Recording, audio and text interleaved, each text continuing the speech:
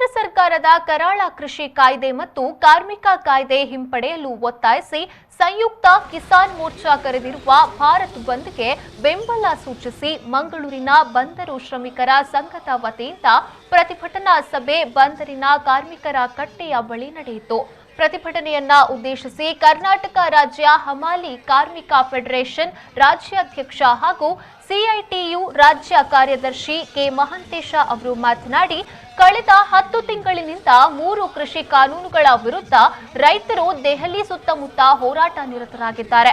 ಆದರೆ ನರೇಂದ್ರ ಮೋದಿ ನೇತೃತ್ವದ ಬಿಜೆಪಿ ಸರ್ಕಾರ ರೈತರ ಜೊತೆ ಮಾತುಕತೆ ನಡೆಸದೆ ಹೋರಾಟವನ್ನ ಹತ್ತಿಕ್ಕಲು ಹಲವು ಯತ್ನಗಳನ್ನ ನಡೆಸಿರುವುದು ಖಂಡನಾರ್ಹ ಎಂದು ಹೇಳಿದರು. ಇವತ್ತು ಒಂದ್ ಕಡೆ ನಾವು ಬೆಲೆ ಏರಿಕೆಯಿಂದ ತತ್ತರಿಸ್ತಾ ಇದ್ದೇವೆ. ಯಾವ ರೀತಿ ಬೆಲೆ ಏರಿಕೆ? ಇವತ್ತು ಒಂದು ಚಹಾ ಬೆಲೆ 20 ರೂಪಾಯಿ ದಾಟಿ ಹೋಗಿದೆ. ಹೋಟೆಲ್ಗಳಲ್ಲಿ ತಿಂಡಿ ಬೆಲೆ ಜಾಸ್ತಿ ಆಗಿದೆ, ಬಸ್ ದರ ಜಾಸ್ತಿ ಆಗಿದೆ, ರೈಲ್ ರೇಟ್ ಜಾಸ್ತಿ ಆಗಿದೆ, ರೈಲ್ ಪ್ರಯಾಣ ದರಗಳು ಜಾಸ್ತಿ ಆಗಿದ್ದಾವೆ, ಗ್ಯಾಸ್ ಬೆಲೆ ಜಾಸ್ತಿ ಆಗಿದೆ, ಡೀಸೆಲ್ ಬೆಲೆ ಜಾಸ್ತಿ ಆಗಿದೆ, ಪೆಟ್ರೋಲ್ ಬೆಲೆ ಜಾಸ್ತಿ ಆಗಿದೆ. ಆದ್ರೆ ನಮ್ಮ ಕೂಲಿ ಬೆಲೆಗಳು ಮಾತ್ರ ಜಾಸ್ತಿ ಆಗ್ಲಿಲ್ಲ. ಹೌದಾನೆ? ನಮ್ಮ ಕೂಲಿ ಬೆಲೆ ಜಾಸ್ತಿ ಆಗ್ಲಿಲ್ಲ. ಹೇಗೆ ಕೂಲಿ ಕಡಿಮೆ ಇದೆಯೋ ಇವತ್ತು ಕೂಡ ಕೂಲಿ ಅಗ್ರಿಮೆಂಟ್ ಮಾಡಬೇಕು ಅಂತಂದ್ರೆ ಮಾಲೀಕರು ಹೋಗ್ತಾ ಇಲ್ಲ, ಎಪಿಎಂಸಿ ಮುಂದೆ ಬರ್ತಾ ಇಲ್ಲ. ಆದ್ರೆ ದಿನ ದಿನ ಬೆಲೆಗಳು ಇವತ್ತು ಜಾಸ್ತಿ ಆಗ್ತಾ ಇದಾವೆ. ಹಾಗಾಗಿ ಇವತ್ತು ರೈತರು ಇವತ್ತು ಈ ಕೃಷಿ ಮಸೂದೆಗಳು ಯಾತಕ್ಕೋಸ್ಕರ ವಾಪಸ್ ಆಗ್ಬೇಕು ಅಂತ ಹೇಳಿದ್ರೆ, ಇನ್ನು ಮುಂದೆ ಏನಿದೆ ಅಂತಂದ್ರೆ ಇಲ್ಲಿ ತನಕ ಕಾನೂನು ಯಾರು ಉಳುಮೆಯನ್ನು ಮಾಡ್ತಾರೆ ಅವರು ಭೂಮಿಯನ್ನು ಖರೀದಿ ಮಾಡಬೇಕಾಗಿತ್ತು. ಆದ್ರೆ ಇನ್ಮೇಲೆ ಹಣ ಉಳ್ಳಂತವರು ಭೂಮಿಯನ್ನು ಖರೀದಿ ಮಾಡಬಹುದು, ದೊಡ್ಡ ದೊಡ್ಡ ಕಾರ್ಪೊರೇಟ್ ಕಂಪನಿಗಳು ಭೂಮಿಯನ್ನು ಖರೀದಿ ಮಾಡಬಹುದು ಅಂತ ಹೇಳ್ತಾರೆ. ಹಾಗಾಗಿ 5 ಎಕರೆ ಇಟ್ಕೊಂಡಂತನು, 1 ಎಕರೆ ಇಟ್ಕೊಂಡಂತನು, 10 ಎಕರೆ ಇಟ್ಕೊಂಡಂತ ರೈತ ಇವತ್ತು ಭೂಮಿಯನ್ನ ಮಾರಿ ಇವತ್ತು ಅವರು ಬೀದಿಗೆ ಬರುವಂತ ಪರಿಸ್ಥಿತಿ ಇದೆ.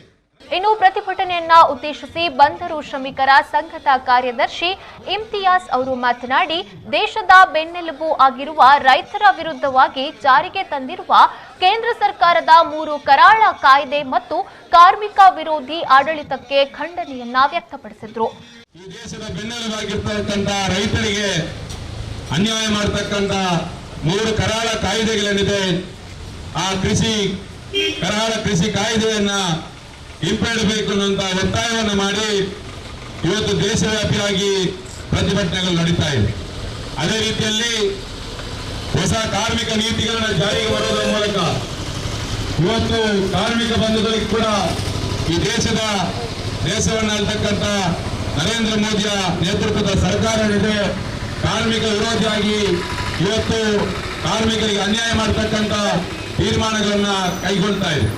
ಇದರ ವಿರುದ್ಧವಾಗಿ ಇವತ್ತು ದೇಶವ್ಯಾಪಿಯಾಗಿ ದೇಶದ ಜನತೆ ಹೋರಾಟದಲ್ಲಿರ್ತಕ್ಕಂಥ ರೈತ ಬಂಧುಗಳ ಪರವಾಗಿ ಇವತ್ತು ಹೋರಾಟದಲ್ಲಿ ದೇಶವ್ಯಾಪಿಯಾಗಿ ಇವತ್ತು ಭಾರತ ಬಂದ್ ಎನ್ನುವಂತಹ ಹೋರಾಟವನ್ನ ಕೈಗೊಂಡಿದ್ದಾರೆ.